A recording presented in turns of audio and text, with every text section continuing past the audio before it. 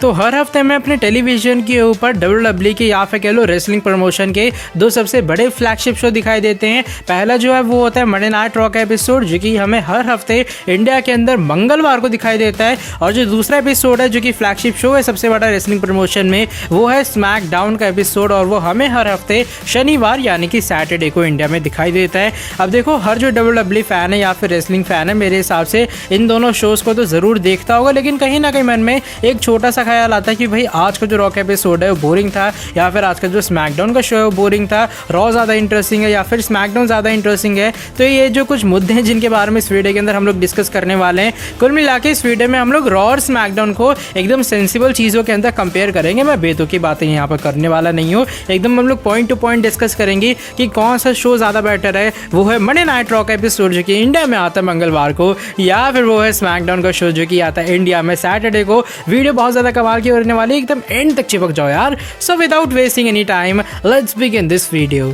तो देखो, मेरे हिसाब से ओवरऑल जो है वो मंडे नाइट रॉ का एपिसोड मुझे बोरिंग लगता है। अब कैसे बोरिंग लगता है, स्मैकडाउन क्यों ज़्यादा इंटरेस्टिंग है? मेरे हिसाब से सबसे पहला और सबसे बड़ा रीज़न है वो है टाइमिंग का। रॉ है 3 घंटे का शो, और WWE जो है वो रॉ के 3 घंटे शो को ढंग से भर ही नहीं पाती है। उन्हें समझ ही नहीं आता कि भाई 3 घंटे जो कि बहुत लंबा शो हो जाता है इंडिया के अंदर। ये सुबह 5:30 से शुरू होता है और 8:30 बजे जाकर खत्म होता है। आप सोनी 10 1 या फिर सोनी 10 3 के ऊपर काफ़ी सारे लोग लाइव भी देखते होंगे। लेकिन भाई सबसे बड़ी दिक्कत है कि 3 घंटे के अंदर आप कितने मैचेस करवा लोगे? अगर आप ज़्यादा से ज़्यादा अच्छा मैच भी रखोगे तो वो जो एक मैच है जाएगा 15 से 20 मिनट का। अगर आप एक नॉर्मल सा मैच रखोगे तो 5 से 6 मिनट या फिर मैक्सिमम 8 मिनट के आसपास जाएगा। तो WWE की सबसे बड़ी कन्फ्यूजन रॉ में ये रहती है कि 3 घंटे के शो में हम लोग क्या क्या करवा सकते हैं, और यही रीज़न है मेरे हिसाब से सबसे बड़ा कि मंडे नाइट रॉ का एपिसोड बोरिंग हो जाता है। WWE पिछले हफ्ते के कुछ जो यूजलेस या फिर सेंसलेस रीमैचेस कह लो वो हमें रॉ में करवाती हुई नजर आती है,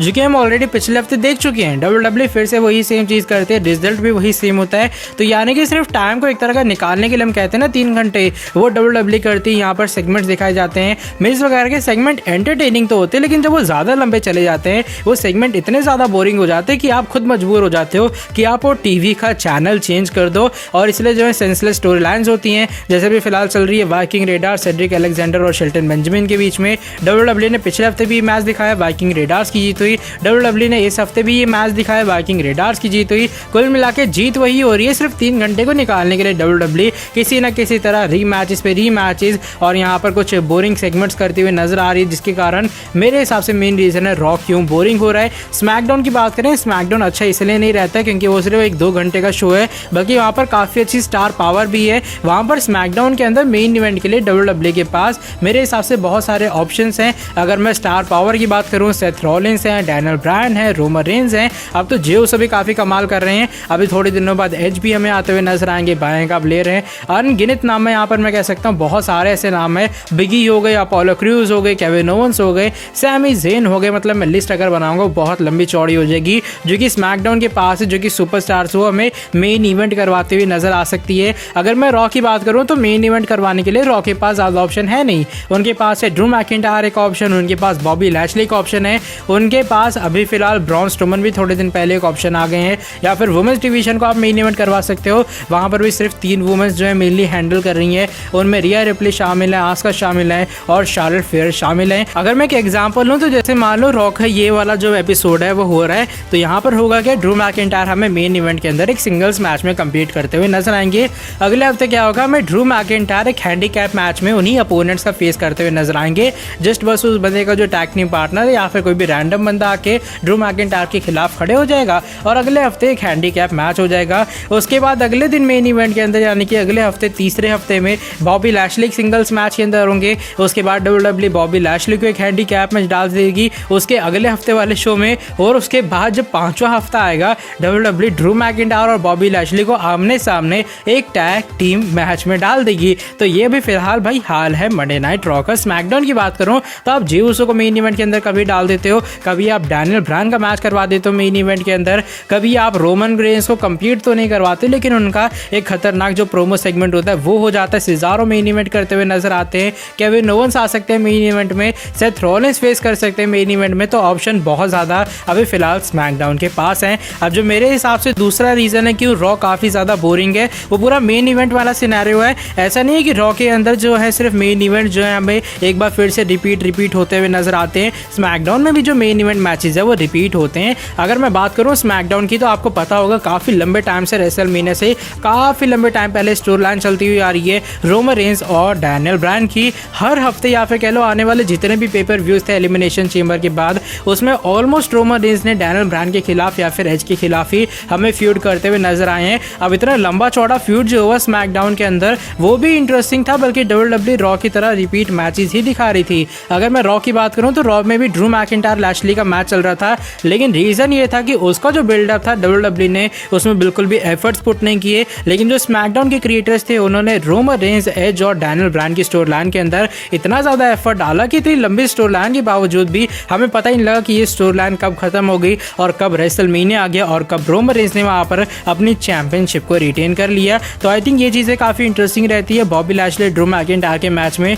अनप्रेडिक्टेबिलिटी जरूर थी, लेकिन स्मैकडाउन के अंदर ऐसा दिखाया जा रहा था कि रोमन रेसलमेनिया के अंदर टाइटल हार ही जाएंगे, मतलब कोई उनका चांस ही नहीं टाइटल रिटेन करने का। लेकिन आखिर में एक शॉकिंग फैक्टर ये होता है कि रोमन अपनी टाइटल रिटेन करते हैं और फिर स्मैकडाउन इंटरेस्टिंग बन जाता है कि भाई अब रोमन रेंस को कौन हराने वाला है। अब जो तीसरा रीजन है मेरे हिसाब से रॉ के खराब और स्मैकडाउन के बेटर होने का, वो वुमेन्स का टैग टीम डिवीजन है जो कि काफी अच्छे तरीके से स्मैकडाउन के अंदर मैनेज हो रहा है। किसी हफ्ते हमें रे मिस्टीरियोस फेस करते हुए नजर आते हैं अल्फा अकेडमी का, उसके बाद हमें स्ट्रीट प्रॉफिट्स और जो अपने टैग टीम चैंपियन है द डर्टी डॉग्स वो कंपीट करते हुए नजर आते हैं। यानी किसी ना किसी तरह हर हफ्ते हमें एक अच्छा मैच दिखाई देता है, चाहे वो रिपीटेड मैच क्यों ना हो। लेकिन यहाँ पर डब्ल्यूडब्ल्यूई अपने टैग टीम डिवीजन को स्मैकडाउन के अंदर काफी अच्छी तरीके से संभाल रही है। अगर मैं वही रॉ की बात करूं तो भाई रॉ के अंदर तो अपने टैग टीम चैंपियन ही गायब है रेसलमेनिया से। अगर कोई लिखवा सकते तो भाई गुमशुदा रिपोर्ट लिखवा दो, एजे स्टाइल्स, ओमोस और रॉ की टैग टीम टाइटल्स की, ये तीन की लिखवाना, क्योंकि टैग टीम टाइटल्स भी गायब है। पता नहीं लग रहा जिससे डब्ल्यूडब्ल्यूई भूल सा गई है कि रॉ की टैग टीम टाइटल्स भी कुछ होती हैं। एजे स्टाइल्स भी कोई सुपरस्टार थे डब्ल्यूडब्ल्यूई में और ओमोस उनकी जो बॉडीगार्ड थे जो कि अब रॉ की टैग टीम चैंपियन है, उनका कोई अता पता ही नहीं है रेसलमेनिया से। तो डब्ल्यूडब्ल्यूई इसलिए मेरे हिसाब से बोरिंग होती जा रही है, क्योंकि एक तो अपने पूरे जो मेन इवेंट वाली स्टोरी लाइन है उसको ढंग से बिल्ड कर नहीं पा रही है, और वहीं जो मिड कार्ड वाली स्टोरी लाइन है रॉ की टैग टीम टाइटल्स हैं उनका भी डब्ल्यूडब्ल्यूई यूज नहीं कर पा रही है रॉ में। और अगर वहीं मैं बात करूं भाई वुमेन्स डिवीजन की, तो वुमेन्स डिवीजन का तो मेरे हिसाब से दोनों में सेम ही हाल है। क्योंकि अगर मैं रॉ की बात करूं, रॉ में आपके पास तीन जो है मेन फीमेल सुपरस्टार्स हैं, शार्लेट फेयर हो गई, आस्का हो गई, रिया रिप्ले होगी। स्मैकडाउन का सेम ही हाल है, जिससे मैंने कहा वहां पर साशा बैंक्स होगी, बेली होगी और स्मैकडाउन की वुमेन्स चैंपियन बायंका ब्लेयर होगी। तो ये मेरे हिसाब से वुमेन्स के डिवीजन में ज्यादा कुछ कंपेयर करने वाला है नहीं। मेरे हिसाब से जो रॉ का डिवीजन है वुमेन्स वाला, वो भी आस्का के कारण और पर्सनली रिया रिप्ले के कारण काफी ज्यादा बेहतर है। और वहीं अगर मैं बात करूं इस बार कुछ बड़े घाटों की जो कि रॉ और स्मैकडाउन के हुए हैं, आई मीन स्मैकडाउन का घाटा नहीं हुआ है बल्कि स्मैकडाउन ने एक अच्छी चीज की है। रॉ का सबसे बड़ा घाटा एक तरह का तब हो गया जब उन्होंने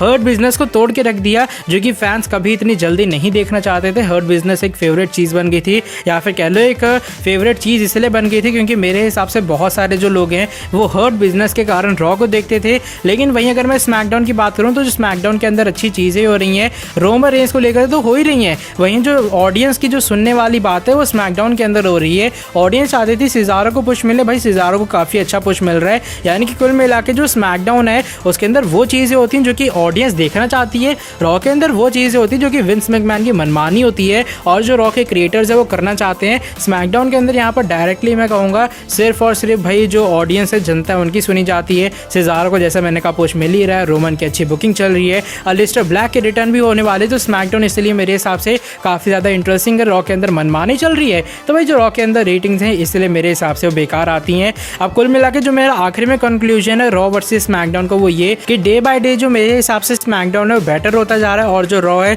उसके अंदर जो क्वालिटी है वो डिक्लाइन होती जा रही है। वहाँ पर सिर्फ क्वांटिटी भर रही है डब्ल्यूडब्ल्यूई, सिर्फ मैचेस पे मैचेस, रीमैचेस करवाई जा रही है। और अगर मैं बात करूँ इन कंपैरिजन की, मान लो अगर एक महीने के अंदर 4 एपिसोड दोनों के होते रॉ और स्मैकडाउन के, मुश्किल से ऐसा होता होगा कि रॉ का एक एपिसोड अच्छा जाए और 3 जरूर बेकार जाएंगे। ये बात एक एश्योरिटी, ये गारंटीड है। स्मैकडाउन का हाल ये है कि 3 शो अच्छे जाएंगे, बहुत मुश्किल होता है कि जो एक शो है वो हमें बेकार होता हुआ नजर है। इसलिए मेरे हिसाब से अभी फिलहाल टाइम के हिसाब से स्मैकडाउन 100 गुना अच्छा है। अगर मैं रॉ की बात करूं, अब रॉ के अंदर कुछ चेंजेस करने पड़ेंगे जो कि मैंने पॉइंट्स यहाँ पर इंक्लूड किए, तो मेरे हिसाब से रॉ भी एक अच्छा शो बन सकता है। बाकी गाइस आज की जो वीडियो बस यहीं तक थी, रियली सॉरी लेट वीडियो डालने के लिए, लेकिन वीडियो पसंद आई है नीचे वीडियो को लाइक करो, सब्सक्राइब करो चैनल को। ऐसी और वीडियो देखना चाहते हो तो कॉमेंट सेक्शन के अंदर बता सकते हो। वीडियो को लाइक करने के साथ सब्सक्राइब करो, बेल नोटिफिकेशन को प्रेस कर दो ताकि आगे भी आपको हमारे चैनल चैनल के ऊपर कुछ ऐसे इंटरेस्टिंग कमाल की और भी फ्रेश अपडेट्स आगे भी जानने को मिलती रहे। नेक्स्ट वीडियो के अंदर आके आपसे काफ़ी जल्दी मिलता हूँ। Till then bye bye, take care.